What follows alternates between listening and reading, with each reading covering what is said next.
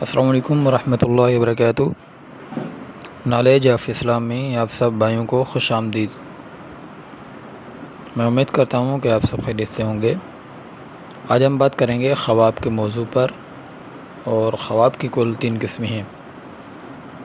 ایک ایسے خواب جو شیطان کی طرف سے ہوتے ہیں، اور دوسرے ایسے خواب جو اللہ تبارک و تعالیٰ کی طرف سے اشارات ہوتے ہیں، اور کچھ ایسے خواب ہوتے ہیں جو پورے دن جو ہم سوچتے ہیں، جن سوچوں میں غرق رہتے ہیں، وہ سوچیں اور خیالات رات کو انہی کے حوالے سے ہمیں خواب نظر آتے۔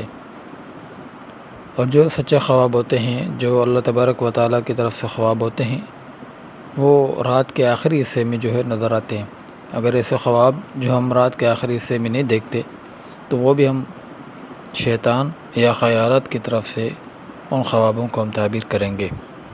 آج کے لیے اتنا ہی کافی، اور زیادہ اسلام کی معلومات، اسلام کی تاریخ اور خوابوں کی تعبیر جاننے کے لیے ہمارے چینل کو سبسکرائب کریں۔